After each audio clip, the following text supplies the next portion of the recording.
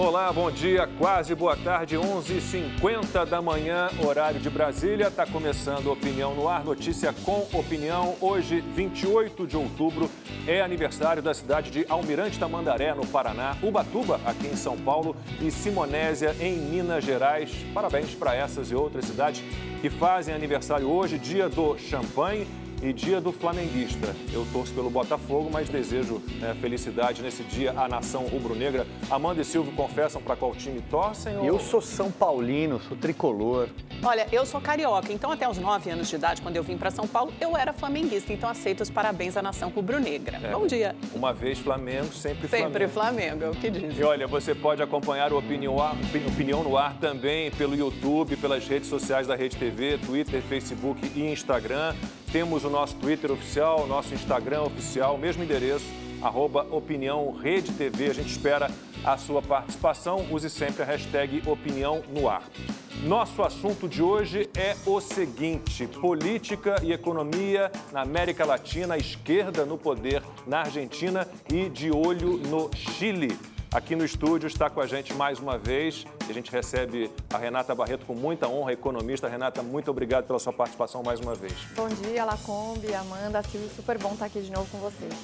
E a gente vai conversar também pelo telão com o analista internacional Gustavo Segre. Ele é argentino, mora no Brasil, em São Paulo já há muito tempo, mas neste momento está em Buenos Aires e bem desanimado com a situação na Argentina. Gustavo, bom dia, obrigado pela participação.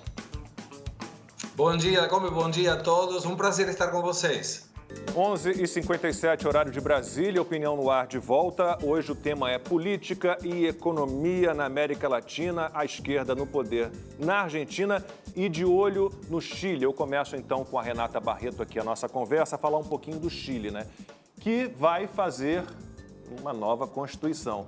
E aí a gente olha para o Chile, é o país mais desenvolvido da América Latina, né, do continente, graças a uma Constituição. Tudo bem, ninguém vai defender aqui um regime militar, né, uma ditadura, Pinochet, mas a Constituição liberal do Chile tem a ver com esse, né, mundo em que se vive no Chile. É um país com IDH alto, né, praticamente não há analfabetos, a economia vai bem. E que riscos o Chile corre a partir de agora, Renata?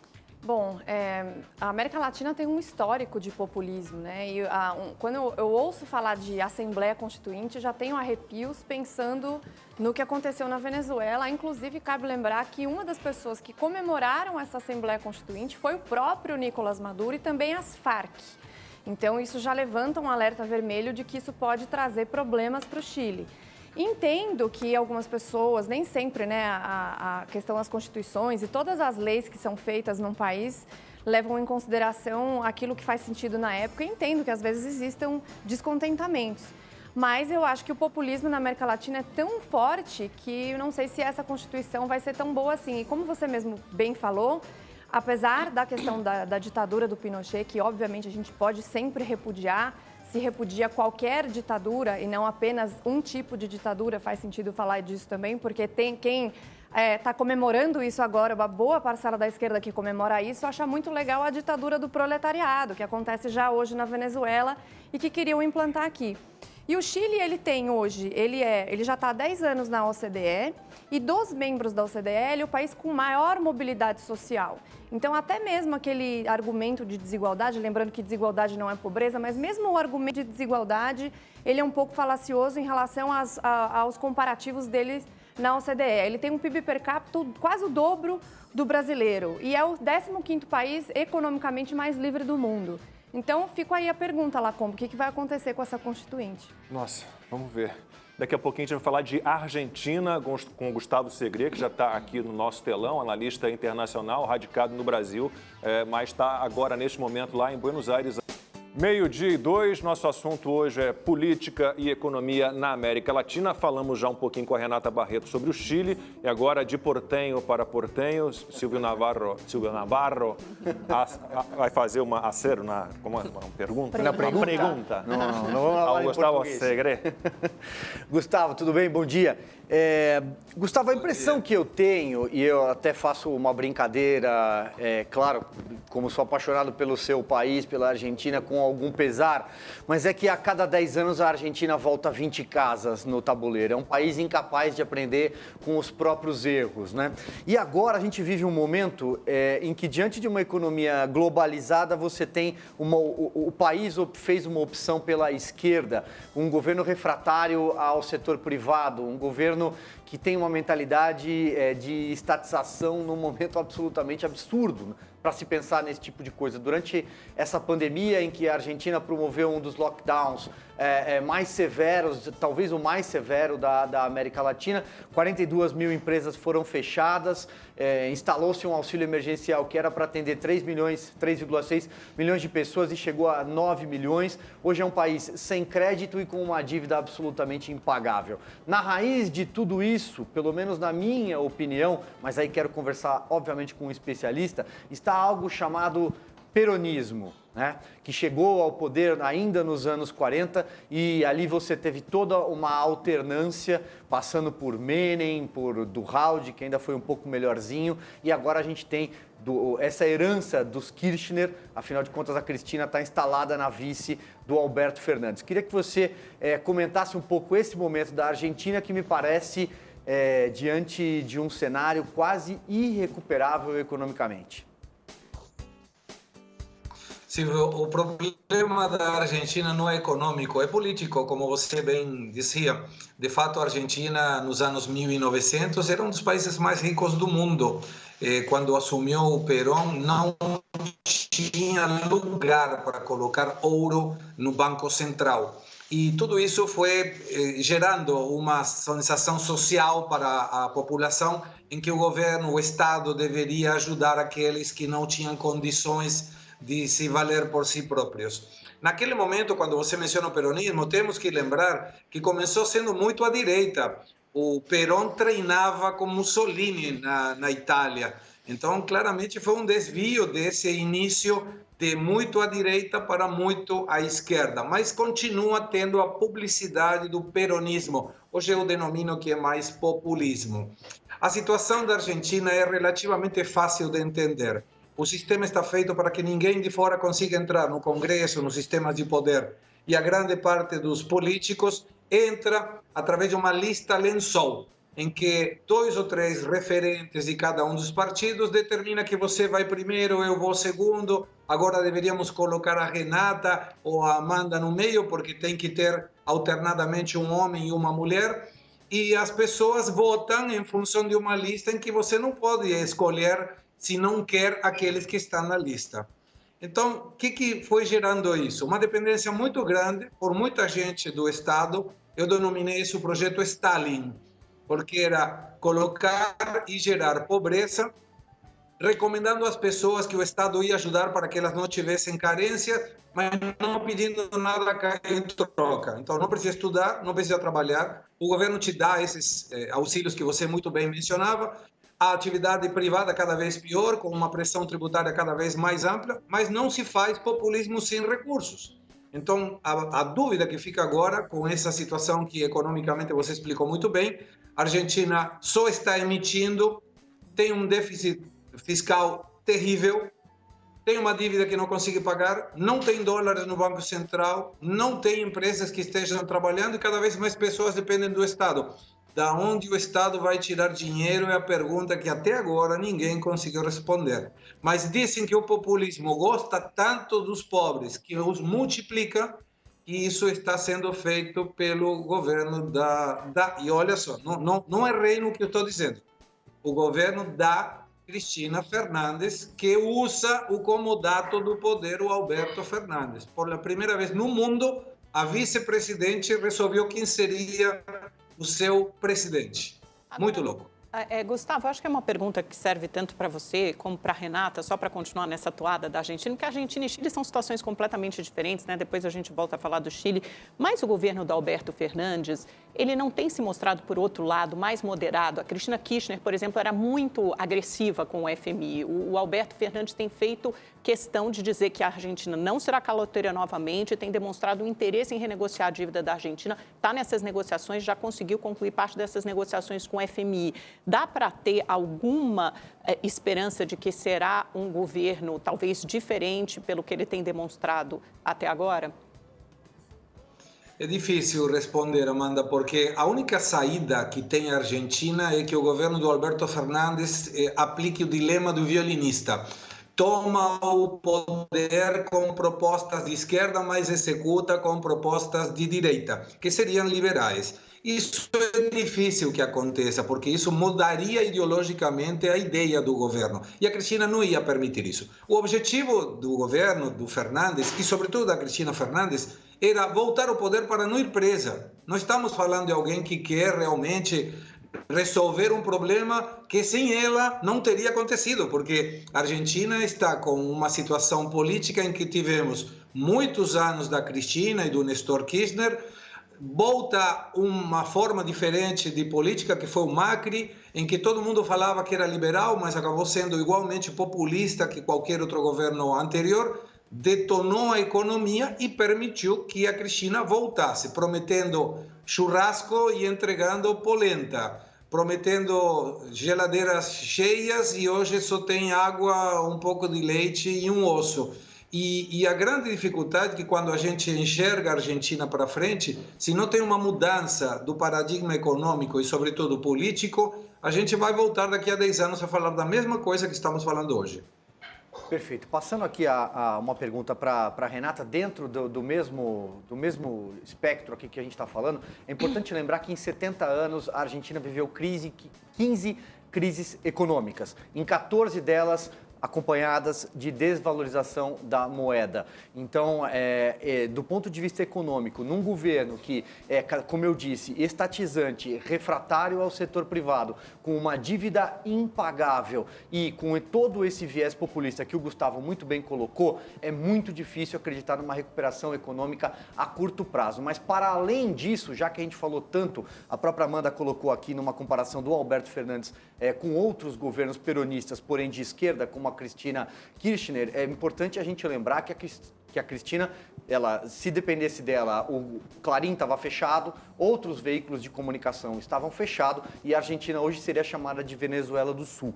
Mas, Renato, queria passar aqui a bola para você. Então, nesses meus primeiros apontamentos do ponto de vista econômico, qual é o caminho para a Argentina conseguir sair dessa crise, economicamente falando, tá? Economicamente porque politicamente falando, o Gustavo já fez um cenário, já traçou um cenário que vai ser bem difícil com essa dupla no poder. Política e economia se confundem, né, nesses cenários. Então, a gente tem um problema político que se traduz em problema econômico, um problema econômico se traduz em um problema político. Isso acontece na América Latina, não só na Argentina, há muitos anos. Se você compara os históricos de Brasil, de Argentina, de Venezuela, até mesmo de Cuba, você vê a quantidade de similaridades das políticas e principalmente o que isso faz na mentalidade das pessoas, que é o mais grave, que necessariamente vai criar um círculo vicioso de buscar cada vez mais populismo, mesmo que não tenha mais dinheiro. Tem aquela famosa frase da Margaret Thatcher, né? O socialismo só dura até acabar o dinheiro dos outros e o dinheiro dos outros já acabou. E a questão até a pergunta da Amanda para o Gustavo, sobre a questão da renegociação com o FMI, isso já estava sendo feito com o Macri. Só que o Macri, ele achou que isso seria suficiente para trazer de volta algum tipo de credibilidade, só que ele instituiu um chamado gradualismo liberal, onde ele começou a fazer pequenas medidas no sentido de abrir mais a economia, mas, obviamente, isso sendo impopular, ele acabou cedendo e voltando ao populismo. Então, o grande problema se chama populismo, que vem do peronismo, mas que acontece em todos os lugares da América Latina. A única maneira de resolver a Argentina é colocar a ordem na casa, voltando, e até só para fazer um parênteses, o Alberto Fernandes não me parece moderado, ele me parece uma pessoa apenas cumprindo ordens ali, tanto que ele reestatizou algumas empresas, já fez congelamento de preços, isso não me parece nada moderado. Então, qual que seria a solução para a Argentina? Voltar a ter credibilidade internacional para, eventualmente, os investimentos estrangeiros voltarem. talvez colocar um currency board, que já foi feito antigamente, só que cabe dizer por que o currency board antigamente na Argentina também não deu certo? Porque as medidas que têm que estar acompanhadas do currency board não foram feitas até o momento que deveria. Inicialmente funcionou e depois não funcionou mais. O que é isso? Redução de gastos, melhora do ambiente econômico, a liberação da economia. A Argentina é uma economia basicamente toda artificial, com diversos subsídios, então é uma economia que funciona basicamente de acordo com o que o Estado determina. A própria Aerolíneas Argentinas, até o ano passado, eu não sei os números atuais, mas ela custava 2 milhões de dólares por dia de prejuízo para os cofres da Argentina. O Macri tentou mexer nisso, né? Porque ele tentou fazer uma mudança também na política econômica argentina, tanto que ele mexeu nessa política de subsídios, que era herança do governo Kirchner, subsídio para transporte e energia. Quando ele tirou isso também, ele conseguiu aumentar a pobreza. A verdade é que ele não conseguiu renegociar a dívida e não conseguiu ser reeleito. Então, até que ponto o liberalismo, uma política mais liberal, lógico que não dá para você fazer uma guinada de 180 graus, mas uma proposta de política mais liberal também não deu conta, não só de atender os anseios dos argentinos, mas de trazer de volta algum crescimento ou perspectiva de crescimento econômico e redução de pobreza para o país. É que você não pode tirar meia dúzia de subsídios, que foi bem pouco, de política liberal. Política liberal é um conjunto muito mais complexo. Mas a política tem um tempo, né? Ela está inserida... Mas é por isso que eu estou falando. Ele é tão complexo, são tantas coisas que devem ser feitas ao mesmo tempo, então também não adianta você tirar 2 ou 3 subsídios e não resolver a questão do déficit fiscal, a questão do ambiente econômico. A inflação voltou, né? Você tem mas não é que ela voltou, ela sempre esteve, né? O aumento da pobreza nunca foi embora. Ela nunca foi embora. E assim, mas você Argentina... teve uma alta das tarifas grandes, né? Não, mas alta das tarifas não significa aumento de pobreza. O grande problema é o seguinte, se a economia é toda artificial, se ela gera prejuízos para os cofres públicos, que quer dizer dinheiro do pagador de imposto, se você não faz uma série de medidas ao mesmo tempo, então aqui, igualzinho no Brasil, só a reforma da Previdência ajuda? Ajuda, mas sozinha ela não resolve os problemas. Tem um monte de outras coisas para serem feitas. E como eu falei, ele fez o chamado gradualismo, que foi conta-gotas de medidas ligeiramente liberais e que não funcionaram porque ele teve medo de ser impopular. Então não pode se chamar a política do Macri de liberal, até porque logo que ele entrou, para tentar acalmar os ânimos das pessoas que estavam ali, o que ele fez? Aumentou o salário de aposentados e aumentou pensionistas. Então, isso foi nada a ver com liberalismo. 12:17, horário de Brasília. Estamos aqui falando de política e economia na América Latina, com foco agora na Argentina. Eu queria a ajuda do Gustavo Segre, que está lá em Buenos Aires. É um argentino que mora aqui em São Paulo já há muitos anos, mas está neste momento em Buenos Aires. É um analista internacional. Gustavo, eu queria que você me ajudasse a entender um pouco o espírito do argentino. A imagem que eu tenho do argentino, pela convivência que tive, é que é um povo, né, mais culto e com muito senso crítico, né? O Macri, falamos um pouquinho, a Renata falou um pouquinho do Macri, né, que realmente fracassou. No que ele errou? Porque os argentinos tiraram o Macri do poder porque ele não conseguiu resolver um problema e colocaram no lugar dele, né, pessoas que criaram esse problema ou que aumentaram um problema que ele não resolveu. Eu olhando o argentino, eu custo a entender o que se passa na cabeça de um argentino. Morei 5 anos em Florianópolis, convivi com alguns, já fui algumas vezes à Argentina. Me parece um povo com um senso crítico tão aguçado. O que aconteceu? Bom, o problema maior é não ter investido em educação. O argentino era uma pessoa muito culta e muito lida. Hoje, grande parte dos estudantes do ensino médio não conseguem fazer uma regra de 3 simples e não conseguem interpretar um texto. Isso tem uma explicação novamente voltada ao populismo. Não existe nenhuma pesquisa a nível mundial de pessoas cultas que votem populismo. Então, o segredo do populismo para se manter no poder é manter as pessoas sem educação, em que a dependência do Estado gera a contraprestação do voto. De alguma maneira, o argentino é muito crítico porque é politizado. E hoje essa politização está numa fenda em que ou você está a favor ou está contra o populismo.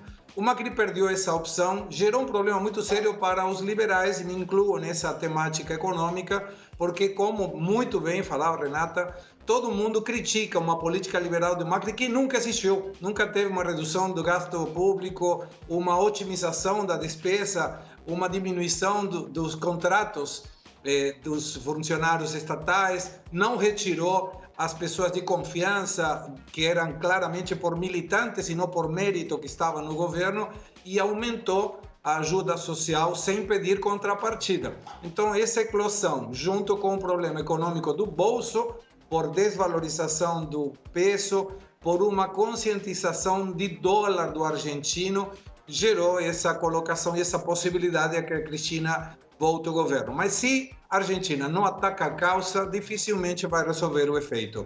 Em 119 anos, para vocês terem uma ideia do tamanho do problema, somente em 10 anos a Argentina teve superávit fiscal. Ou seja, seria como se você, Lacombe, no teu histórico de vida, a grande parte da tua vida você gastou mais do que você ganhou. E quando isso acontece, alguém tem que te financiar. Então, ou você emite dinheiro, os países podem fazer isso, mas gera inflação, ou você gera títulos da dívida para alguém te emprestar dinheiro. A Argentina é caloteira crônica também, e digo isso com muito respeito pelo meu país, porque não é o país, são os governos que, não tendo política pública boa, gera esse problema da dívida. E a outra questão é incrementa os tributos para financiar a festa do Estado. Mas o segredo de tudo isso é diminuir o tamanho do Estado, e nenhum governo fez isso. Então, é difícil conseguirmos imaginar uma solução do efeito quando não atacamos a causa. Daqui a pouquinho o Silvio Navarro vai ter a palavra. Antes, vamos botar aqui no nosso telão um tweet que nos chegou. Ah, moleque! E pensar que antigamente usava-se a expressão rico como um argentino. Falávamos sobre isso aqui. Lá no começo do século XX, a Argentina era um dos países mais ricos do mundo, né? Buenos Aires era considerado a Paris Latina. A Paris Latina, né? Exatamente. Só fazer um comentário em cima do que o Gustavo falou e já devolvendo com uma pergunta para ele sobre o estado de espírito nesse momento da Argentina, porque o dólar é uma espécie de Rivotril, né, para o argentino, Gustavo. Mas vamos lá, a minha pergunta é a seguinte: tem um estudo recente da Universidade Nacional de La Matanza, mostrando que foi uma pesquisa feita na Grande Buenos Aires, né? Não só ali no centro onde você está nesse momento. 45% dos entrevistados disseram, essa pesquisa foi feita em agosto, que estavam sofrendo com angústia, com depressão por conta desse lockdown severo. Qual é o estado de espírito neste momento? Especialmente aí na capital ou na Grande Buenos Aires, algo mudou ou continua proibido sair de casa, proibido pegar transporte público, não pode praticar esporte? Para você sair, ou você vai ao médico ou você vai ao supermercado. Depende, Silvio, de onde você mora na Argentina. Na cidade de Buenos Aires, onde eu estou agora, não tem problema. Você precisaria, em teoria, pedir autorização para sair, mas ninguém está controlando. De fato, eu tive que fazer 14 dias de isolamento, de quarentena rígida, depois de chegar de São Paulo, mesmo com Covid negativo num testeio, mesmo tendo feito depois outro testeio que deu negativo também, mas a norma indica que tenha que estar 14 dias e mesmo ninguém corroborando, eu cumpri essa restrição de movimentação. Se você está no interior do país, sim, é mais rígida. Tem lugares em que você não consegue ir de uma cidade a outra por carro. E nem falar, o que mencionava também a Renata, sobre aerolíneas argentinas, é o único país no mundo que não tem voos. Agora começou somente para pessoas essenciais. Agora, como nós, argentinos, sermos pessoas felizes, se você acorda e vê quantos contágios tem, quantos falecidos de Covid tem. Aqui tem dólar oficial, 78,70, dólar turista, 138, dólar contado com liqui, 155, dólar paralelo, 188. E para um argentino, quando você nasce, Lacombe, Silvio e amigos que aí estão, você tem o pai, a mãe e o obstetra fala no ouvido do bebê, dizendo: esse senhor é o teu pai, essa senhora é a tua mãe. Isso verde que você vê aí do lado é $1. E ele vai te acompanhar a vida toda. E você vai comprar dólares quando você se sentir com medo. Não vai se proteger na casa dos teus pais. E vai ir na alegria, na tristeza, na doença, na saúde, até que a morte os separe. Então, olha como atrapalha isso. Todo é negativo. Até o tango foi feito para sofrer. Argentino, nós somos nascidos para o sofrimento.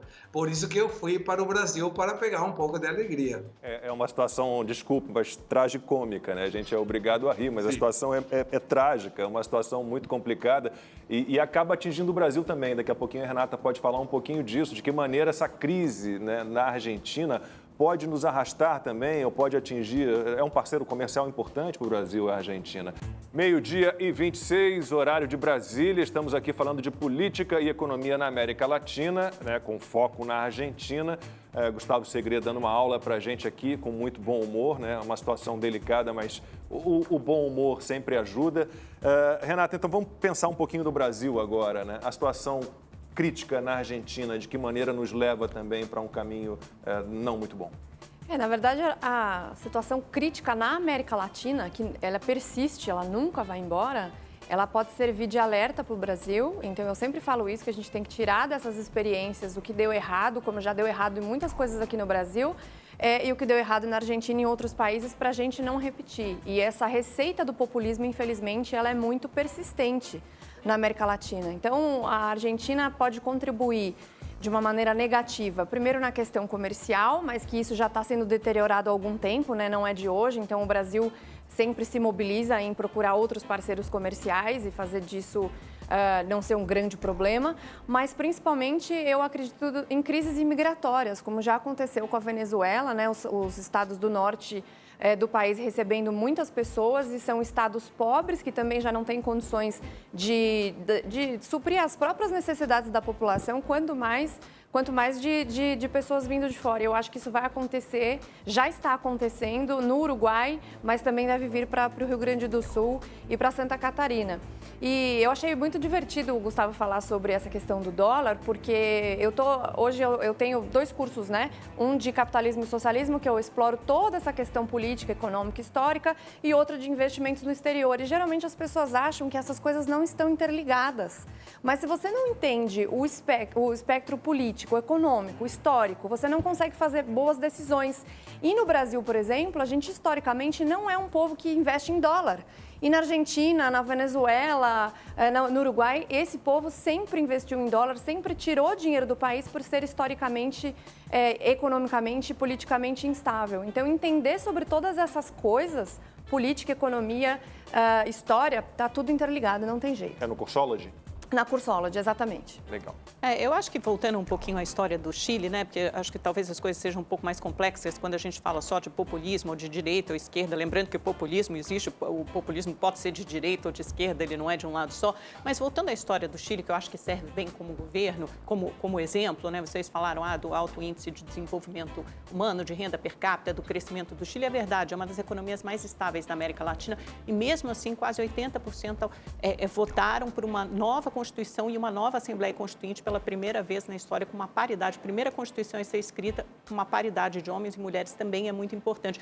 E outra coisa é que o Chile foi um laboratório do liberalismo na época dos Chicago Boys, que vem dos Estados Unidos na década de 60 e 70 e tem a Constituição chilena em 1980, ainda um resquício da ditadura, um entulho da ditadura militar do Augusto Pinochet, que tem essa raiz liberal e de alguma forma também não deu conta de atender anseios por mais investimento em saúde, em educação, aposentadoria, um grave problema dessa mesma geração do Pinochet que agora está se aposentando, normalmente com 30% ou 40% do salário da ativa, abaixo de um salário mínimo, abaixo dos $400 no Chile. Então, você tem um caldeirão ali social que eclodiu essa grande onda de manifestações e protestos que a gente viu no ano passado. Então, o que me interessa entender aqui, Renata, Gustavo, é a formação histórico-cultural da América Latina, que levou a explosões em vários países desse tipo, e mesmo numa economia aparentemente estável como o Chile, ela pode encobrir demandas sociais e uma desigualdade social muito grande. Então, até que ponto o liberalismo, só o liberalismo, é a resposta para todos esses problemas? Não foi no Chile. Bom, primeiro, em relação à desigualdade, eu sempre repito isso, né? Desigualdade não é pobreza. Então, se você pega a desigualdade da Etiópia, é muito menor do que nos Estados Unidos, mas o PIB da Etiópia o PIB dos Estados Unidos é 8.000% maior do que na Etiópia. Lógico que são extremos, né, que eu estou pegando aqui, mas isso significa que necessariamente desigualdade não significa pobreza. Na verdade, é natural que em alguns casos, quando o país está enriquecendo, que exista esse gap, mas se as classes mais baixas conseguem subir numa velocidade igual ou maior até do que os ricos, isso não é um problema. Como eu falei, o Chile é um dos países que tem maior mobilidade social, na verdade, que mais tem mobilidade social dentre os países da OCDE, que são países um pouco mais desenvolvidos, ou pelo menos que têm políticas mais nesse sentido do desenvolvimento. Tem aposentados que morrem pobres, Não, né, mas a questão dos aposentados é um ponto interessante, porque para a gente fazer a comparação, você falou de 30% mais ou menos que eles receberiam do salário, do salário da ativa. Essa é a né? mesma faixa de recebimento de aposentadoria dos Estados Unidos e de outros países desenvolvidos, e tem a ver com o tipo de arrecadação que é feito. Então, no Brasil, a gente tem 11% do trabalhador e mais 20% pago pelo empregador. Que é o modelo de repartição, né? Isso. Lá é o modelo de capitalização, só que ele é de 10% somente. Então, a contribuição do trabalhador chileno ela é muito baixa. É de apenas 10%. Então, obviamente que numa conta, a conta não iria fechar de ter mais do que 30%, lá é 34%, na verdade, está dentro das faixas de países desenvolvidos de aposentadoria. Mas os chilenos estão pedindo mais Estado, né? É Mas isso que eles estão pedindo Estado, com uma nova mais Constituição. Estado, porque, infelizmente, a América Latina tem essa cabeça de que o Estado vai resolver os problemas, quando, na verdade, o maior criador de desigualdade é o Estado. Um exemplo que eu te falo, quando você tem expansão monetária, você gera inflação naturalmente, seja de ativos ou seja dos preços no geral. Inflação é a pior coisa que pode acontecer para o mais pobre, é como se fosse um imposto invisível. E isso é um gerador de desigualdade imensa. E quando existe expansão monetária, quem absorve o dinheiro primeiro são as camadas mais altas da população e depois os preços vêm se ajustando, digamos assim, até o mais pobre. Isso só um exemplo. Então, assim, é óbvio que a gente tem que discutir diversos tipos de políticas, mas o problema não é o liberalismo, o problema é essa questão do populismo das pessoas sempre quererem mais Estado, achando que isso Renata, vai resolver os problemas. Se a gente for olhar, gente, o mundo real, peraí, me digam quais são os países mais desenvolvidos do mundo? Que tipo de política eles têm? Que tipo de economia eles têm? Todas Onde liberais. foi que esse Estado enorme... Todas liberais. Desculpa, eu sempre tenho esse discurso. O Estado tutor, pai de todos, fomentador de crescimento e desenvolvimento. Onde foi que esse Nos Estado países deu certo? escandinavos, você tem um Estado Desculpa, muito eles maior. são social-democratas, eles já falamos sobre isso. Eles se desenvolveram, enriqueceram entre 1870 e 1970, baseados em livre mercado. Sim. Eles têm ambientes de negócios livres. Não tem nada a ver com socialismo, Claro, o Estado é cada enorme. região tem suas não tem nada a ver. peculiaridades. Ninguém Então tá não falando cite em os países nórdicos, não tem nada. Esse Ninguém exemplo tá não falando serve. de A Renata já falou sobre socialismo. Não, mas a questão do Mas o dos Estado, países, o Eu só tô Estado, tentando analisar o o que está Estado, acontecendo no Chile. nos Acho que países é difícil a gente nórdicos, fazer eles esse têm, juízo primeiro, de são valor. países pequenos, com infraestrutura toda montada, eles não precisam de investimentos em infraestrutura, não precisam. Eles têm riqueza suficiente para bancar, durante um tempo, políticas sociais. Durante quanto tempo poderão manter essas políticas sociais? estão revendo A gente Não tem sei. modelos de Não desenvolvimento sei. Já econômicos estão revendo diferentes. isso. Na Europa é com a presença maior do Estado, em vários países europeus, como a França, por exemplo. Nos Estados Unidos é outro, com menor A França presença é um país do Estado. que vai Mas ladeira isso não abaixo. quer dizer que não existam problemas em todos esses modelos de Não desenvolvimento existe econômico. nenhum É só sistema isso. perfeito, né? Nos Estados Unidos, por Não exemplo, o existe. sistema de saúde é um grande tema de Não existe campanha. esse Foi na sistema eleição perfeito, do Obama existem e erros em continua todos, agora. mas um exemplo que eu sempre gosto de dar é o da Estônia, eu até falo dele no meu curso, rapidamente, só falar Gustavo já sobre, está com o sobre a dedinho em Estônia. pé, daqui a pouquinho eu vou passar a palavra aí. É difícil quando a pessoa não está aqui, né? Que a gente fica deixa. mais difícil. Desculpa, Gustavo, mas rapidamente, só para falar da Estônia, que é um exemplo que eu gosto muito, que é um ex-estado soviético que estava completamente dependente da Rússia, economicamente falando, comercialmente falando, quando foi levantada a cortina de ferro em 1991. E aí o primeiro-ministro que assumiu era um entusiasta do liberalismo, leitor de Milton Friedman, e começou a aplicar essas políticas, e hoje a Estônia é o 10º país mais livre do mundo, e em apenas 30 anos eles conseguiram deixar a economia uma das mais prósperas do mundo, é o PIB per capita o dobro do Brasil. É lógico que tem peculiaridades em regiões, mas os mercados mais livres, que deixaram a economia mais livre, o cidadão mais livre, as empresas mais livres, no mundo inteiro são histórico de sucesso. 12h36, eu passo a palavra ao Gustavo, perguntando a ele isso. Onde esse Estado enorme aí deu certo, Gustavo? Não dá certo. Eu estava desesperado por participar, mas não queria interrompê-los, que estava muito interessante ouvi-los. O Estado tem que gerar oportunidades de estudo, de trabalho, para oferecer a oportunidade de trabalho. Eu não estou falando que o Estado gere o trabalho, senão que gere a parte para que o privado gere esse trabalho. Mas se a pessoa não quer trabalhar e não quer estudar, não deve ser o Estado que tenha que dar dinheiro para essas pessoas. O populismo tem uma característica interessante, que é que te quebra a perna, te vende o gesso e faz que você agradeça por tudo isso. E isso é um problema porque, de alguma maneira, quando não tem condições econômicas como a boa lei trabalhista, quando você enxerga que o futuro será pior que o presente, que hoje já é pior que o passado, Então, tem essas questões que muito bem Renata colocava, que tem muitos argentinos querendo ir para o Uruguai e querendo ir para o Brasil, porque tem uma estabilidade. E, por último, por que o argentino pensa em dólares e o brasileiro não? Nós fizemos um trabalhinho de 31/12/2004. O dólar no Brasil, 2,65%. Na Argentina, 2,99%. A desvalorização do real nesses 16 anos, quase 16 anos, foi de 112%. E a inflação do período, 164,4%. Quer dizer que quem comprou dólar perdeu dinheiro. Olha a diferença na Argentina. Teve uma desvalorização de 2.642% no dólar oficial, mas no dólar paralelo foram 6.187%. E a inflação, 2.782%. Então, quem compra dólares na Argentina sempre termina ganhando dinheiro. E por isso que fomenta mais a especulação financeira que o trabalho produtivo. Silvio Navarro. Muito bem. Aliás, o Gustavo é ótimo em analogias, em metáforas. Aqui eu já anotei algumas para usar daqui para frente. Gustavo, tem um ponto que acho que ficou muito claro diante de tudo que a gente comentou aqui, que é o peronismo, como você mesmo colocou, como um vício incurável na história política argentina. Esse que vem do movimento justicialista, né, e depois vira partido. Mas existe, de alguma forma, algum movimento hoje para um novo partido, para um novo caminho no país, mais liberal, quiçá mais conservador, a formação de um novo partido? Estamos tentando, eu estou de fato tentando fazer um partido político, uma nova forma de fazer política, chama Unidos, com linhas claramente liberais, com o Estado diminuindo a sua participação no mercado, com menos gasto público, com mais eficiente gasto público, com oportunidades em que a justiça social seja possível, desde que quem está abaixo da pirâmide possa subir, e não quem está acima deva descer, que é o que gera o populismo, com uma equação, Silvio, muito rápida, que é dramática. A classe média, isso é a nível mundial, mas vou tomar o exemplo argentino, a partir dos 24 anos tem em promédio 2 filhos.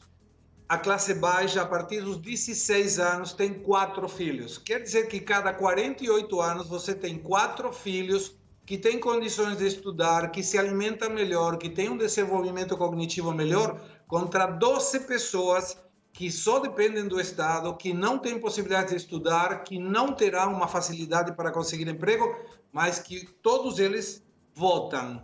E escolhem a quem? Aquele que ajuda.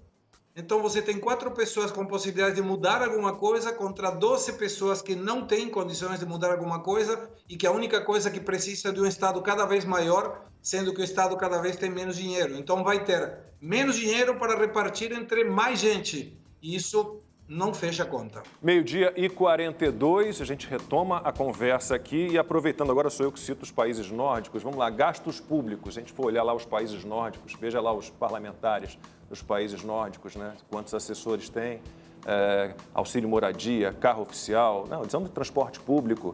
Eles têm lá uma kitnetzinha na Suécia, por exemplo, que eu conheço um pouco mais. Eles têm uma kitnet, né? Eles passam ali e pagam por isso, aliás, pagam por isso, né? Pagam, se eles permanecem, para quem é fora de Estocolmo, precisa ficar ali, ele paga por isso. Então, o Brasil tem um gasto público, né? Uma mordomia inacreditável, Renata. E a gente não vê nenhum movimento para diminuir isso, para acabar com isso. Que é o maior gerador de desigualdade. Essa que é a grande questão. A maior desigualdade aqui no Brasil é entre essas pessoas que estão dentro do funcionalismo público, não estou falando do funcionalismo público geral, mas o funcionalismo público dos altos cargos, né?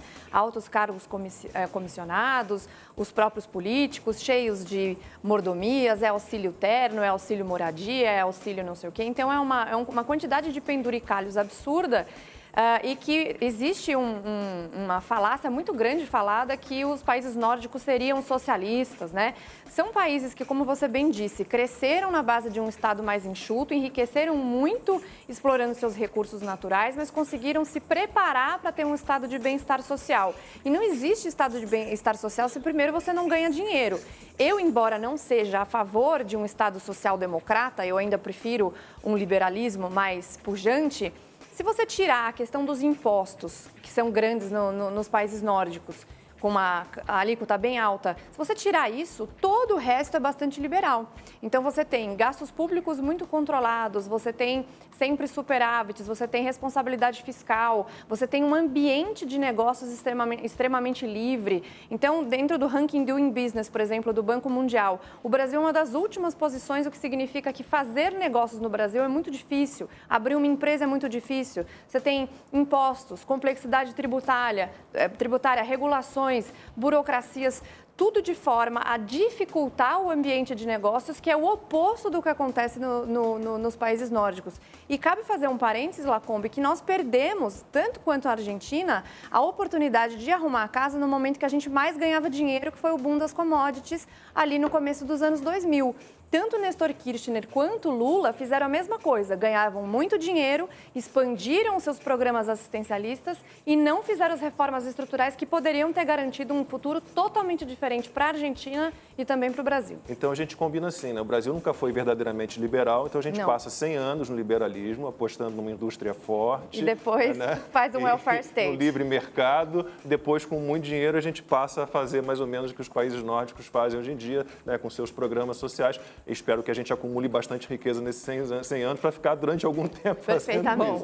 Meio-dia e 50, eu passo a palavra então já para as considerações finais. Gustavo Segré, passando a você uma pergunta bem complicada, né? Que caminhos você enxerga aí para a Argentina, Gustavo?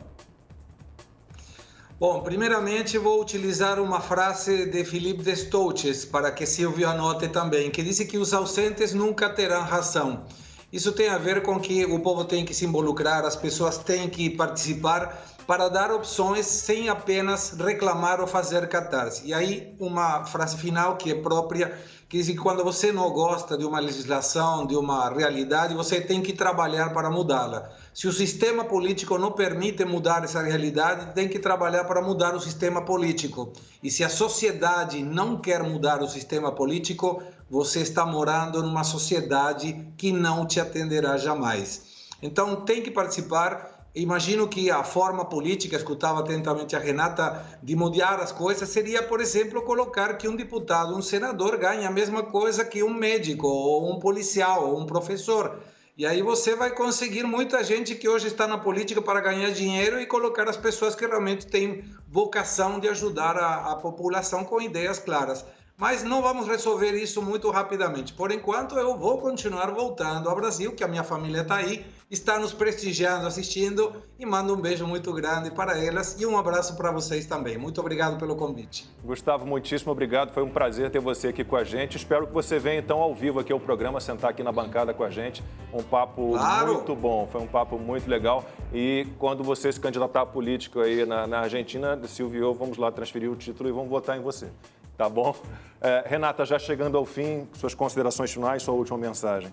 Bom, como eu falei antes, a Argentina, a América Latina de forma geral, mas principalmente a Argentina, que tem tantas similaridades com o Brasil, poderia servir de exemplo do que não fazer, né? Então, eu sempre falo isso no Instagram, às vezes as pessoas ficam bravas comigo porque eu estou falando que o futuro da Argentina, por enquanto, parece sombrio, mas infelizmente não tem jeito, né? Fatos não ligam para os seus sentimentos, então a gente precisa falar a verdade como ela é.